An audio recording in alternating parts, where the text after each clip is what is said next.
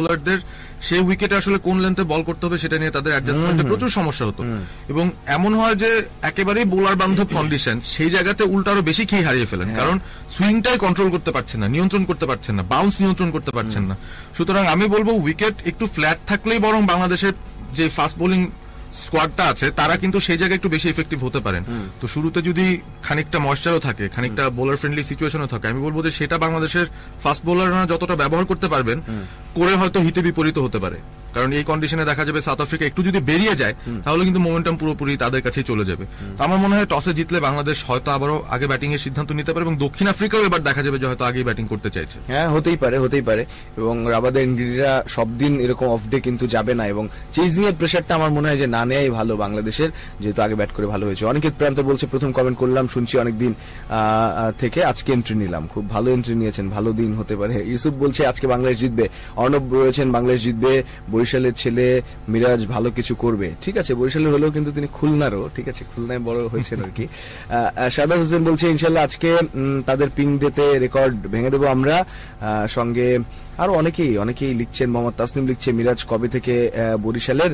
না, মিরাজের জন্মটা সম্ভবত বরিশালেই হয়েছিল, আমি যতটুক শুনেছি, যতটুক জানি, কিন্তু তারপর তার বেড়ে ওঠা ওই খুলনার খালিশপুর দৌলতপুর বিএল কলেজ এলাকা, এবং ওখান থেকেই তার খেলাধুলোর শুরু। হ্যাঁ, রয়েছেন সঙ্গে আরো লিটন ইসলাম, তিনি 300+ রান করেও যদি হারে আফসোস হব না, এটাই বলছে।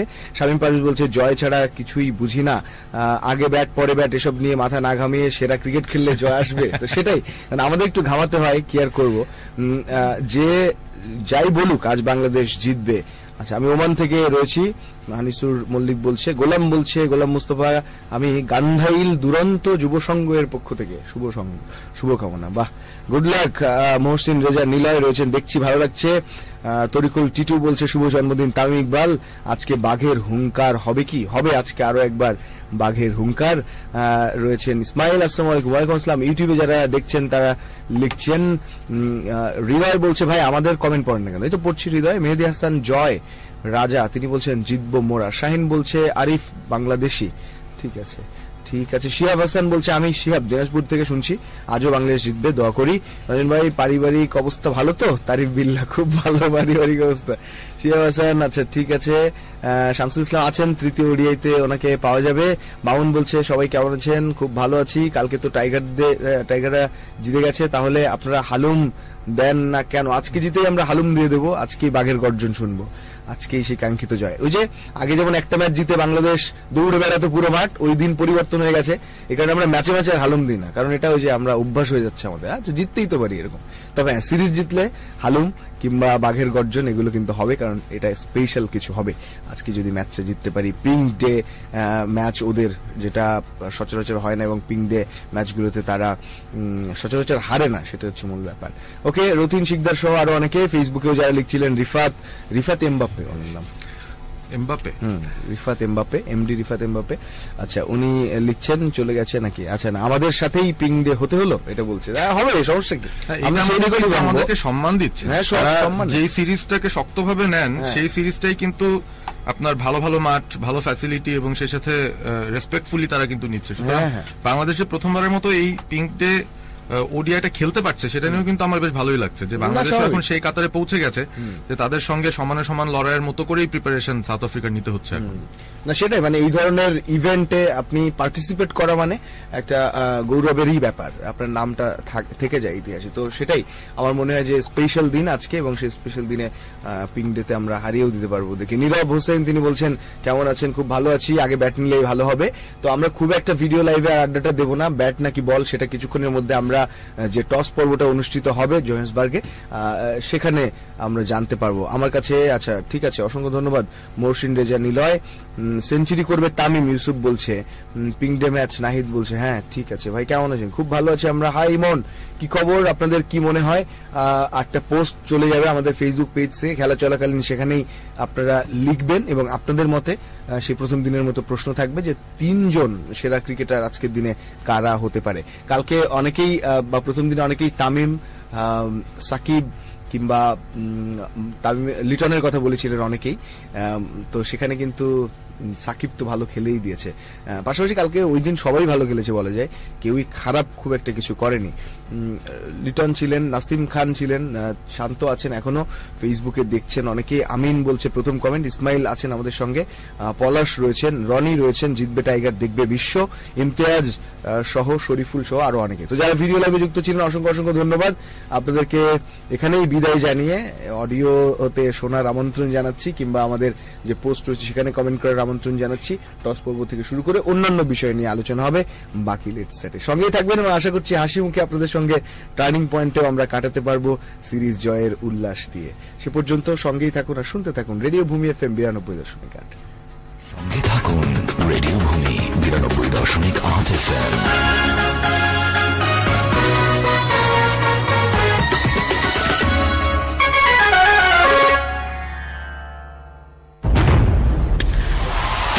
বাংলাদেশ বনাম দক্ষিণ আফ্রিকা ওডিআই সিরিজ, সবগুলো খেলার ধারাভাষ্য শুনুন রেডিও ভূমি 92.8 FM। করোনাকালীন এই পরিস্থিতিতে যেখানেই থাকুন সঠিক নিয়মে মাস্ক পরুন, প্রয়োজন ছাড়া জনসমাবেশ এড়িয়ে চলুন, পরস্পরের মধ্যে 2 মিটার বা 6 ফুট দূরত্ব বজায় রাখুন, কিছুক্ষণ পর পর সাবান দিয়ে হাত ধুন বা স্যানিটাইজার ব্যবহার করুন, স্বাস্থ্যবিধি মেনে চলুন। জনস্বার্থে রেডিও ভূমি 92.8 FM।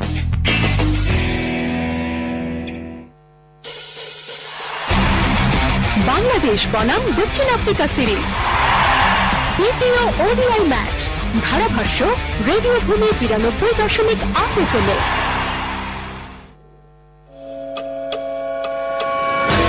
Let's start.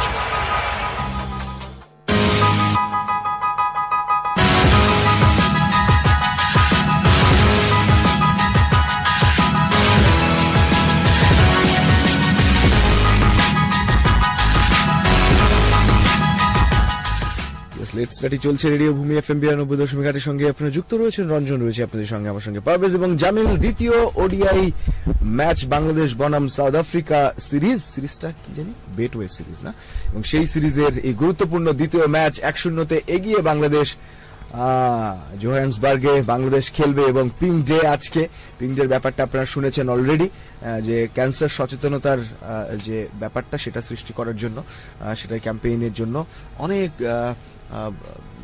অতিথি থাকবেন এবং পিঙ্ক ইকুইপমেন্ট থাকে সবই, জার্সি থেকে শুরু করে সবকিছুই দেখবেন। গ্যালারিতেও দর্শকদের পিঙ্ক অনেক কিছু ধরিয়ে দেওয়া হয়েছে এবং ঠিক আছে সেগুলো করা হয়, এবং একটা বিশেষ কিছু তাদের জন্য, এটা এক ধরনের সোশ্যাল কজে নিয়ে যাওয়া হয়েছে, এবং সেই দিনগুলোতে তারা আরো বেশি ভালো ক্রিকেট খেলেছে, অন্তত তাদের পরিসংখ্যান তাই বলে। তো সেখানে বাংলাদেশ এরকম একটা দিনে প্রথমবারের মতো পিঙ্ক ডেতে খেলা পেয়েছে, এবং সেখানেই বাংলাদেশ যদি ভালো কিছু করতে পারে, জিততে পারে, ইতিহাসের সাক্ষী আরো একবার আমরা সবাই মিলে হতে পারবো আশা করছি। সেই ম্যাচেরই টস পর্বটা কিছুক্ষণের মধ্যে অনুষ্ঠিত হবে। আমরা জোহান্সবার্গে নিয়ে চলে যাচ্ছি আপনাদেরকে এই মুহূর্তে সরাসরি। It is a hit. Tamin has won the toss. We'll have a bat first. Okay, you decided to have a bat. Is that with regards to the surface? You guys just feeling confident with the way you played in the last game, posting a total onto the board? I think history of the ground as well. There's last 7 games, people batting first has scored heavily, and we are quite confident. Looks a good wicket. Still, we have to do the hard work early on, and then put up a decent total and try and defend it again. Yeah, it's a case of starting again. Played brilliant in that first game, posted over 300. You would like to do something similar, but how easy it is to get the players just to focus and say, put that behind you, it's a new game. See, it's a great opportunity for us. This kind of opportunity doesn't come often for us. I think there's no need to motivate anyone. Everybody is motivated because we know how hard we have worked to come to this position. Great opportunity again today. We just have to apply ourselves better, be disciplined, whether we bat or bowl, and see what happens. Okay, with regards to your team, did you make any changes? No, we're not making any changes. Okay, and lastly, the bowling department was maybe the area where at one stage South Africa put you under pressure. Have you guys come up with any new plans? See, there's always plans, but sometimes we have to execute as well. The analysts are there to give you plans, but at the end of the day, if you execute ourselves better, we can put them under pressure. But if we don't, then they can, in this ground or in South Africa, they can score plenty of runs. So I hope we will execute better today, and very happy with the performance last game. Let's see what's today for us. Okay, thanks for your thoughts. Thank you. Temba, you have to bowl first. You guys chose to bowl first in the last game. Is it a problem? I mean, the home ground for you, you know how this behaves? Yeah, I mean, I wouldn't say it's a problem. To be honest, we weren't too sure what we wanted to do. So, yeah, we have to bowl first. As we did in the last game, showing that first to 10-15 overs, we'd like to bowl well, look to strike this time, and then put them under pressure in the middle of the innings. Yeah, that's your game plan. What are your assessment of the surface? I mean, there's a little bit of a green tinge around those cracks. So I think here in the morning where it's a bit slower, it will nip around. So I mean, with that new ball will be quite key with us to try strike early, like I said, and put them under pressure. Hopefully, it becomes a better wicket as the day goes on. Okay, we always, as commentators, we watch the warm-ups to see who's marking out their run-up and who's doing what. It seems like there's going to be a few changes today. Yeah, there's a couple of changes, Sean. Quinny comes back into the side. Aiden misses out. We've got Shamsi as well, who comes in for Marco Jansen. Okay, those have been two big players for you in the one-day format, so that should give you a boost of confidence. Areas where you really feel you need to do better after the last game? Quick turnaround. Yeah, quick turnaround. I think all disciplines really, batting and bowling. I think from a batting point of view, we know setting a foundation is quite key for us up front, for our stroke players to be able to come and exploit. Then I think with the ball, like I said, the first 10-15 overs were good, albeit we didn't take wickets, so that would be the focus. And then in those periods where they do take us on, put us under pressure, let's just be a lot more aware, a lot more proactive, and get a grip onto that. Okay, and then lastly, difficult dealing with a shorter boundary to the one side? That's always something that you have to contend with, especially playing in the high fault. I think that's just the more effect of the plans, just being aware of it and knowing what you want to do. Okay, thanks for your thoughts, Temba. All the best. Thank you, Sean. Okay, well, we're going to move in. Obviously, Bangladesh are batting first. Why did they decide to bat first? I think it's a nice surface. It often looks like there's more cracks and doesn't look as pretty maybe as a test surface, but it tends to play nicely. The reason why it doesn't look as pretty as a test surface is there's less moisture, obviously, in a one-day international surface than there would be in a test match. That big roller over there, it's worked overtime, absolutely overtime. So it's flattened things out nicely. It looks nice and smooth. There's enough grass cover to make the ball come on. So I don't think it's a bad decision. I think initially batting here, maybe the ball nips around with that new ball. Whatever moisture is in the surface, it might tend to help it. But as the day goes on, as that roller operates at the halfway break, I think it'll get even flatter. So I think whatever you set, we know on this ground can be difficult. That shorter boundary will be very challenging for the captains. It is particularly short towards the scoreboard. দারুণ সবকিছুই শুনলেন আপনারা আজকের এই গুরুত্বপূর্ণ ODI ম্যাচে টসে জিতে গেছে তামিম ইকবাল বাদশে বয় এবং টস জিতে ব্যাটিং করার সিদ্ধান্ত যেটা আমরা বলছিলাম করা উচিত সেটাই করেছেন এবং সর্বশেষ 7টা গেমে এখানে ব্যাটিং করা দল ভালো করেছে সেদিকেই তিনি গেছেন এবং অবশ্যই বাংলাদেশ গত ম্যাচটায় আগে ব্যাট করে ভালো করেছে সেদিকেও কিন্তু বাংলাদেশের নজর রয়েছে এবং সেম টিম বাংলাদেশের কোনো পরিবর্তন নেই একাদশে অর্থাৎ তামিম ইকবাল খান, লিটন দাস, সাকিব আল হাসান, মুশফিকুর রহিম, ইয়াসির আলী চৌধুরী, রাব্বি মাহমুদুল্লাহ রিয়াদ, আফিফ ধ্রুব, মেহেদি মিরাজ, তাসকিন আহমেদ, শরীফুল ইসলাম এবং মুস্তাফিজুর রহমান। সাউথ আফ্রিকার শিবিরে পরিবর্তন এসেছে অন্তত দুটো এবং তারা কিন্তু আজকে কুইনিকে পেয়েছে অর্থাৎ কুইন্টন ডিকক ইজ ব্যাক এবং সঙ্গে তাবরেজ শামসি তিনিও কিন্তু ব্যাক করেছেন সেরা বোলার এই সময়ের। সুতরাং কুইন্টন ডিকক এবং তাবরেজ শামসি যে পরিবর্তন দুটো ওরা করেছে সে পরিবর্তন দুটো তাদের দলকে আরো বেশি শক্তিশালী করলো। একটা ডু অর ডাই গেমে এইরকম কমপ্লিট একটা 11 হয়তো খুঁজছিলেন। তো মার্কো ইয়ানসেন এবং ফেলুকার কথা আমরা দেখছি কিন্তু তা তো হওয়ার কথা নয় কারণ বাহুমা তো তা বললেন না, বাদ গেছেন তো অপর উইকেট কিপার যিনি ছিলেন। না, ইয়ানসেনের কথা বলা হচ্ছিল, মার্কো ইয়ানসেন তিনি বাদ এবং তার জায়গায় তাবরেজ শামসি এসছেন এবং এইডেন মার্করামের কথা বলা হচ্ছিল, এইডেনের জায়গায় এসছেন কুইন্টন ডিকক। সুতরাং ভেরেনাও আছেন, কুইন্টন ডিককও আছেন। ঠিক আছে, তাহলে তো ঠিক আছে, কে করবেন সেটা দেখার বিষয়, সেটা একটা বিষয়। এখন দেখা যাক, একজন ব্যাটারকে তো বাদ দিতেই হবে। ক্রিকেট অবশ্য দুজনকে বাদ দিয়ে দিয়েছে, ইয়ানসেন এবং ফেলুকা, দুই বোলারকে বাদ দিয়ে দিয়েছে। তো আমরা দেখবো প্লেইং 11 কিছুক্ষণের মধ্যে। তবে হ্যাঁ, এটাই হচ্ছে 11 এখন পর্যন্ত যেটা আমরা পাচ্ছি। Quinton de Kock, জানিমান Malan, Temba Bavuma, Aiden মার্করামকে ওরা রেখেছে, Rasi funda ড্রুজেন, David Miller, Andile ফেলুকাও, কাগিজ Rabada, Keshav Maharaj, লুঙ্গি এনগিরি, তাবরেজ শামসি, এই হচ্ছে তাদের 11। ওকে, শামসি আছেন। তো এই হচ্ছে ঘটনা এবং বেশ কিছু প্রশ্ন কিন্তু করা হলো হ্যাঁ আমরা দেখছি কি কেশব মহারাজকে আবার এদিকে দেখানো হচ্ছে, ডেভিড মিলার আছেন ফন্ডার ডুজন, আবার ওয়েন পার্নেলকে দেখানো হচ্ছে, সেটাও কিন্তু অন্যরকম ব্যাপার। দুটো পরিবর্তনের কথা বলেছিলেন টেম্বা বাবুমা, কিন্তু এখানে কিন্তু 3টা পরিবর্তন দেখছি কিনা। ডিকক এসছেন, দুজনকে দেখছি, পার্নেলকেও দেখছি, কিন্তু এখন একটু কিন্তু নিশ্চিত হয়ে নেওয়ার ব্যাপার আছে। ফেলুকেও দেখছি না, ভেরেনকেও দেখছি না আমরা, দেখা যাক শুরুর আগে হয়তো একদম ফাইনাল বলতে পারবো আর কি। তবে একটা ব্যাপার যেটা পরিসংখ্যান বলছিলাম একটু ভুল আছে, সেটার জন্য আগেই দুঃখিত বলে নিচ্ছি। একটা ম্যাচও হারেনি সেরকম নয়, 2019-এর জানুয়ারিতে পাকিস্তানের সঙ্গে একটা পিঙ্ক বল ওডিআই হয়েছিল, সেখানে পাকিস্তান 7 উইকেটে জিতেছে। সুতরাং একটা ম্যাচে হেরেছে তারা বিগত 9 ম্যাচে পিঙ্ক ডে ওডিআইতে। ওকে, তো এই হচ্ছে কথা। তবে 11টা নিয়ে একটু আসলে এখনো কিছু পরিবর্তন মিসকমিউনিকেশন আছে। হ্যাঁ, পরিবর্তন 3টা, ঠিক আছে। এখানে মার্করাম, জনসন এবং ফেলুকাও তিনজন নেই। এই 3 জনের বদলে এসছে কুইন্টন ডিকক এবং তাবরাইজ শামসি, আরেকজন পার্নেল। পার্নেল কেউ নিয়েছে, ঠিক আছে। তাহলে তবে এখন পর্যন্ত কিন্তু ক্রিকবাজ, ক্রিক ইনফো সবাই মার্করামকে রেখেছেন। তাহলে কি বাবুমা নিজেই জানেন না আর একটা এক্সট্রা পরিবর্তন আছে তার দলে, কিংবা মনে করে বলতে পারেননি। যাই হোক, তবে টস এন্ড ব্যাট এবং তামিম ইকবাল কিন্তু অনেক প্রশ্ন করা হলো, তামিম ইকবাল সেগুলোর উত্তর সেভাবেই দিয়েছেন যে হ্যাঁ, এই ধরনের মোমেন্টামের জন্য, এই ধরনের অবস্থানের জন্য একটা ক্রিকেট দল অপেক্ষা করে থাকে এবং আমরা সেটা পেয়েছি। এবং আলাদা করে হয়তো মোটিভেশন দরকার নেই, সবাই মোটিভেটেড অলরেডি কি করে ভালো ক্রিকেট খেলতে হবে এবং কি করে এই ম্যাচটাও জিততে হবে। তো সবাই আত্মবিশ্বাসী আছে এবং সাউথ আফ্রিকাকেও তিনি কিন্তু বললেন যে তারা তাদের মাটিতে অনেক ভালো ক্রিকেট খেলবে, সেই প্রত্যাশা রয়েছে এবং সেই ব্যাপারটাও মাথায় রয়েছে, সেভাবেই আমাদের ক্রিকেটটা খেলতে হবে। হ্যাঁ, অপরদিকে বাবুমাও কিন্তু বললেন যে এখানে একটু গ্রিন টপের কথা তিনি বললেন, নতুন বলে কি পারফর্মার যারা রয়েছেন বা ভালো কিছু করতে পারেন রাবাদা এনগিডিরা, এবং কিছুটা সাহস তিনি দিলেন তাদের বোলারদের, যদি শুরুতে ব্রেক থ্রু এনে দিতে পারেন, মিডল ওভার্সে প্রেসার ক্রিয়েট করতে পারেন, তাহলে কিন্তু কম রানে আটকে দিতে পারবে বাংলাদেশকে, এরকম একটা পরিকল্পনা বাবুমার মধ্যে রয়েছে। তবে আমার মনে হয় যে বাবুমা টসে জিতলে কি করতেন সেই প্রশ্নটা করা হয়নি, সেটা করলে তিনিও হয়তো বলতেন যে তিনিও ব্যাট করার সিদ্ধান্ত নিতেন, তবে তিনি বোলিং করবেন এখন। Toss and bat, toss advantage কিভাবে দেখছেন জামিল?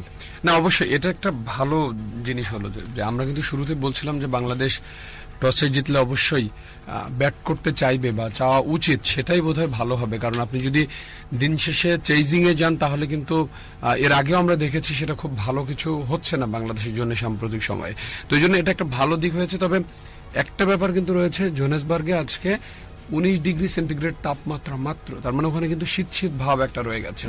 সো সকালবেলা ওই ময়েশ্চার, যেটা একটু আগে ওখানে কমেন্টেটররা বলছিলেন, এই ব্যাপারটা যদি একটু দেখে শুনে, মানে একটা ঘন্টা কোনোভাবে এই দুইজন ব্যাটসম্যান মিলে, মানে উদ্বোধনী ব্যাটসম্যানরা কাটিয়ে দিয়ে রান যেটা আসে ওটা ব্যাপার না, কারণ ওডিআই ফর্মেটে আপনি 10-15 ওভার খুব বেশি 2-3 করে রান থাকলেও সেটা রিকভার পরবর্তীতে করা যায়, কিন্তু টি-20তে হয়তো সেটা সম্ভব হয় না কখনো কখনো ক্ষেত্রে। তো এই জায়গাটা শুরুটা যদি গত দিনের মতো ভালো হয়, কারণ গত দিনে তো 16 ওভারেই ছিল মাত্র 60, তার মানে এটা কিন্তু একটা সময় অনেকেই সামাজিক যোগাযোগ মাধ্যমে লিখছিলেন যে আমরা টেস্ট দেখছি নাকি মানে ওডিআই দেখছি। তো এই জায়গাটা কিন্তু রিকভার করতে পারবেন। এখন ওই যে একটা বিল্ডিং যদি আপনি করতে চান, তাহলে বিল্ডিং এর ভিতটা মজবুত না হলে আপনি উপরে যতভাবেই মানে ছাদ দেওয়ার চেষ্টা করেন ওটা কিন্তু ভেঙে পড়বে। তো এই জন্য শুরুটা ভালো হলে বাংলাদেশের, আমি বলবো যে আজকের ম্যাচটা একটা মোটামুটি হাই স্কোরিং, কারণ এখানে 236-এর মতো এভারেজ প্রথম ইনিংসে, দ্বিতীয় ইনিংসে 204 মাত্র। সো এই জায়গায় যদি 260 থেকে 70 রান বাংলাদেশ স্কোরবোর্ডে তুলে রাখতে পারে তাহলে কিন্তু বাংলাদেশের পক্ষেই যাবে আশা করি, কারণ বোলিং ফ্রেন্ডলি একটা উইকেটে বাংলাদেশের বোলাররা মানে চ্যাম্পিয়নদের মতো বল করবে।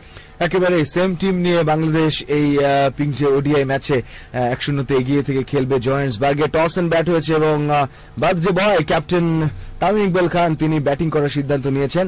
Wine Parnell is in, Andile Phehlukwayo is out, 3 changes for South Africa. Finally আমরা 11টা কিন্তু পেয়েছি এবং যেটা আমরা দেখছিলাম স্ক্রিনে, তারা কিন্তু সবাই আছেন। Janneman Malan, Quinton de Kock, Temba Bavuma, Kyle ভেরেনকে রাখা হয়নি, কিন্তু তার নাম কেন এখনো দেখানো হচ্ছে। Rassie van der Dussen, David Miller, Wayne Parnell, Kagiso Rabada, Keshav Maharaj, Lungi Ngidi এবং তাবরাইজ শামসি। সুতরাং মার্কো ইয়ানসেন এবং সেই সঙ্গে আমরা মার্করাম এবং তাদের কাইল ভেরেনে আছেন, তাই না? ফেলুকাও, এই তিনজনকে বাদ দেওয়া হয়েছে এবং ওয়েন পার্নেলও দলে ঢুকেছেন, সঙ্গে কুইন্টন ডিকক এবং তাবরেজ শামসি। ওকে, প্লেইং 11 নিয়ে আর কথাবার্তা নয়, তাহলে আরো বেশি পেঁচিয়ে যাবে। আনিকা খান বলছে ভাই বাংলাদেশ আজকে জিতবে। আচ্ছা, শাকাওয়াত হোসেন বলছে বাংলাদেশ জিতবে, মাহমুদুল্লাহ রিয়াদ ভালো খেলবে।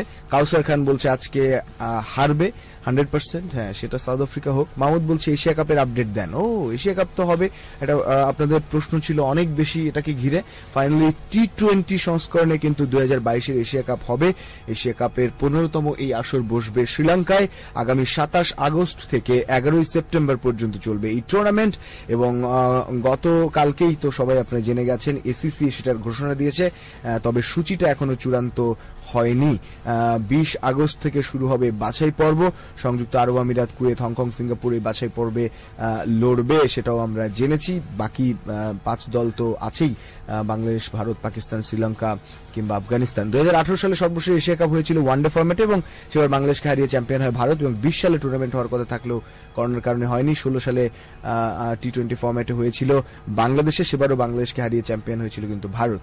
তো বিশ্বের এশিয়া কাপ আয়োজন করার কথা ছিল শ্রীলঙ্কার, করোনার কারণে পিছিয়ে 21-এ হওয়ার কথা থাকলেও হয়নি। 22 সালে সেটা হচ্ছে ফাইনালি, এবং সেটার একটা তারিখ পাওয়া গেছে। তো এটার উত্তর পাওয়া গেছে যে এশিয়া কাপ হবে কিনা, হবে আগস্ট সেপ্টেম্বর মিলিয়ে।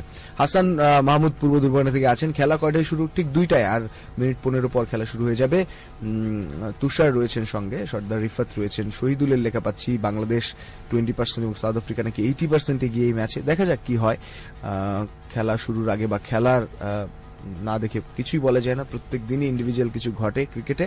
জিহাদ রয়েছেন আমাদের সঙ্গে, রেজাউল বিশ্বাসের লেখা পেয়েছি, লিটন ইসলাম, জুনায়েদ, শিকদার রুবেল সহ অসংখ্য শ্রোতারা লিখছেন। থাকুন আপনারা আমাদের সঙ্গে, স্টুডিওতে আছেন জামিলের সঙ্গে সিয়াম। স্বাগত আপনাকে। বাংলাদেশের জন্য খুবই গুরুত্বপূর্ণ ম্যাচ, একই সঙ্গে সাউথ আফ্রিকার জন্য। এই বেটওয়ে সিরিজের 3 ম্যাচ ওডিআইতে 1-0 এগিয়ে থাকা বাংলাদেশ দ্বিতীয় ওডিআই ম্যাচে সেম টিম নিয়ে আগে ব্যাট করবে, টস এন্ড ব্যাট নিয়েছে। স্বাগত। ধন্যবাদ রঞ্জন, যারা শুনছেন সবাইকে শুভ সময়। এবং তামিম ইকবাল খান, বার্থডে বয়, আজকে শুরুতে একটা ভালো ডিসিশন নিয়েছেন এবং ওয়ান্ডার্স স্টেডিয়াম জোহানেসবার্গের কথা শুনলেই কিন্তু একটা সুখ স্মৃতি মনে পড়েই যায়। 2007-এর সেই ম্যাচটা T20 ওয়ার্ল্ড কাপে উইন্ডিজের বিপক্ষে বাংলাদেশের জয়, দুর্দান্ত একটা জয় ছিল। আশরাফুল এবং আফতাব আহমেদ অসাধারণ খেলেছিলেন। সো ওয়ান্ডার্স খুব বেশি না খেললেও বাংলাদেশের যে সুখস্মৃতিটা রয়েছে সেখান থেকে আসলে আমরা আশা করতে পারি আজকে একটা ভালো কিছু টস অ্যান্ড ব্যাট। বাংলাদেশের ব্যাটাররা দুর্দান্ত ফর্মে রয়েছেন, দারুণ ছন্দে ছিলেন তারা গত ম্যাচে এবং সবাই কিছু না কিছু কন্ট্রিবিউট করেছেন এবং সেই সঙ্গে বোলাররাও তালে তাল মিলিয়ে একদম সেই টিম গেম প্রদর্শন করতে পেরেছেন এবং সেই কারণে কিন্তু জয়টা খুব তাড়াতাড়ি এসে ধরা দিয়েছিল আমাদের কাছে। এবং 10টা পয়েন্ট, 110 পয়েন্ট নিয়ে বাংলাদেশ এখন পয়েন্ট টেবিলের শীর্ষে আছে আইসিসি ওডিআই সুপার লিগের, এবং সাউথ আফ্রিকা খুব সম্ভবত নাম্বার 10, অর্থাৎ তাদের জন্য কিন্তু একটা খুব গুরুত্বপূর্ণ ম্যাচ। যদি টপ 8-এ থাকতে হয় আজকে বাংলাদেশকে তাদের হারাতেই হবে, এরকম একটা ডু অর ডাই সিচুয়েশনে তারা এসে পড়েছে। তো দেখা যাক বাংলাদেশ আসলে কি করে, এবং আশা করব যে শুরুতে একটা ভালো স্টার্ট, আগের ম্যাচের মতো 95 রানের একটা পার্টনারশিপ পেয়েছিলেন তামিম এবং লিটন। প্রতিদিন কিন্তু রঞ্জন দেখবেন যে বড় বড় টিম যারা রয়েছে তাদেরও কিন্তু সবাই একসাথে পারফর্মটা ওইভাবে করতে পারে না, 2-1 কিন্তু দাঁড়িয়ে যায়।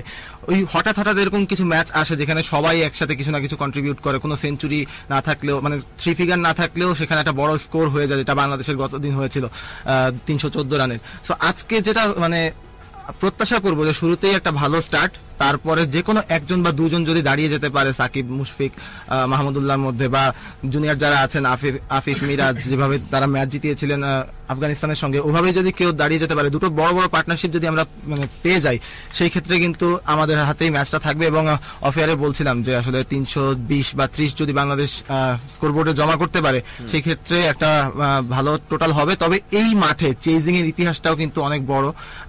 এই মাঠে কিন্তু কি বলবো, ফার্স্টেস্ট সেঞ্চুরি ওডিআইতে 31 বলে করেছিলেন এবিডি ভিলিয়ার্স, এবং 435 রান চেজ করে কিন্তু সাউথ আফ্রিকায় অস্ট্রেলিয়াকে হারিয়ে 438 সেই ইনিংসটা বিখ্যাত একদম ম্যাচ একদম। সো এখানে আসলে ওই যে বাবা মামা বলছিলেন যে আমি কিছুটা কনফিউজ যে আমি টসে জিতলে কি নিতাম বা কিছু, কারণ এই মানে মিক্স একটা অভিজ্ঞতা কিন্তু রয়েছে এই মাঠে খেলতে গিয়ে সবারই। সো দেখা যাক বাংলাদেশের জন্য ওই 330-এর একটা টার্গেট নিয়ে হয়তো বা তারা নামবে মাঠে, এবং যদি সেটাই করতে পারে বা তার আশেপাশেও করতে পারে, একটা ফাইটিং টোটাল হয়ে যাবে সেটা। না, একেবারে দেখা যাক। তবে হ্যাঁ, আমরা আশা করতে পারি, কিন্তু মনক্ষুণ্ণ আসলে খুব একটা হওয়া যাবে না, কারণ রোজ রোজ 300 কিন্তু হয় না। আমার একটা মনে হয় যে একটা যদি 280 যে ব্যারিয়ার সেটাও যদি পার করতে পারে বাংলাদেশ, সেটাও আমার মনে হয় যে চ্যালেঞ্জিং হবে সাউথ আফ্রিকার জন্য, কিংবা প্রেশারটা যেহেতু তাদের উপর থাকবে, আমার মনে হয় বোলারদের জন্য 280 পর্যন্ত কম নয়।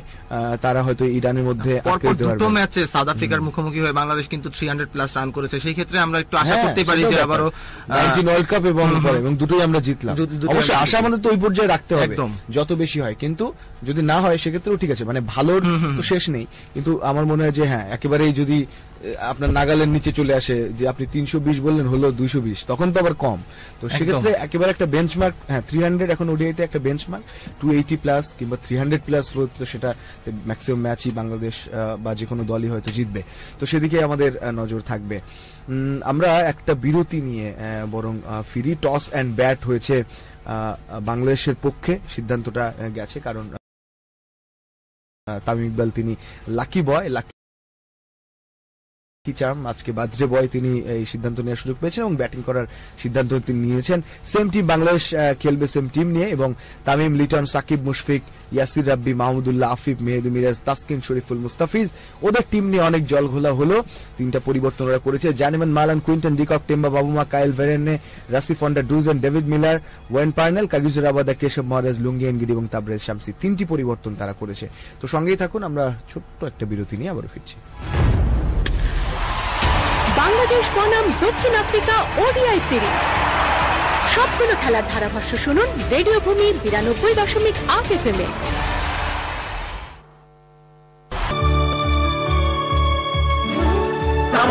বলে যাব জয় বাংলা, স্বাধীন বাংলা, বাঙালি আমার জাতি, বাংলা আমার ভাষা, বাংলার মাঝে আমার স্থান।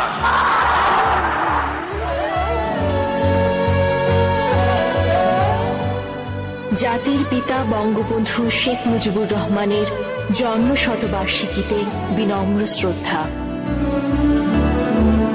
বন্ধু, বঙ্গবন্ধু, তোমার কালো প্রেমে চশমাটা আমায় দাও।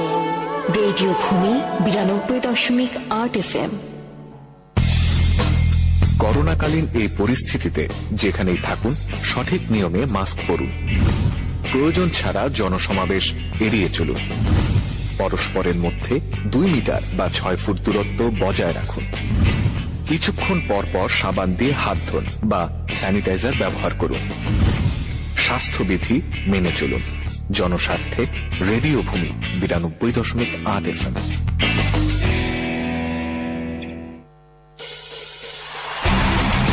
বাংলাদেশ বনাম দক্ষিণ আফ্রিকা সিরিজ, দ্বিতীয় ওডিআই ম্যাচ, ধারাভাষ্য রেডিও ভূমি 92.8 FM এ।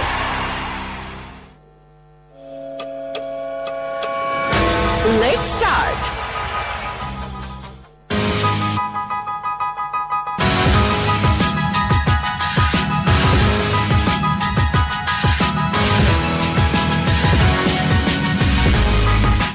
লেট স্টার্ট চলছে রেডিও ভূমি FM 92.8 এর সঙ্গে আপনারা যুক্ত রয়েছেন। বেটওয়ে সিরিজের দ্বিতীয় ওডিআই ম্যাচ, যেখানে টস এন্ড ব্যাট বাংলাদেশের জোহান্সবার্গে এই পিঙ্ক ডে ওডিআইতে বাংলাদেশ মুখোমুখি হচ্ছে সাউথ আফ্রিকার, এবং 1-0 এগিয়ে রয়েছে এই সিরিজ। আজকে জিতলে ইতিহাস আরো একবার, 2-0 প্রথমবারের মতো সিরিজ জয় সাউথ আফ্রিকার মাটিতে, এবং সেটা অসাধারণ কোনো কিছু একটা হবে, এবং সেটার জন্য আমরা অপেক্ষমান। ভালো স্কোর যদি করতে পারি, এখানে অনেক অঘটন ঘটেছে, অনেক ভালো কিছু হয়েছে, তবে এভারেজ স্কোরটা যে খুব বেশি তা না।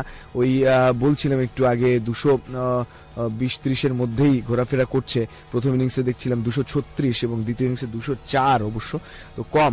তো সেক্ষেত্রে প্রথম ইনিংসের যে সর্বশেষ ম্যাচগুলোর স্কোরটা হয়তো আর একটু বেশি হবে এভারেজটা। তো সেক্ষেত্রে যদি 280 প্লাসও করতে পারে, আমি বারবারই বলছি, কারণ আমি প্রত্যেক দিন 300 প্লাস করতে পারলে তো ভালোই, সেটা তো একেবারে দুর্দান্ত কিছু হবে।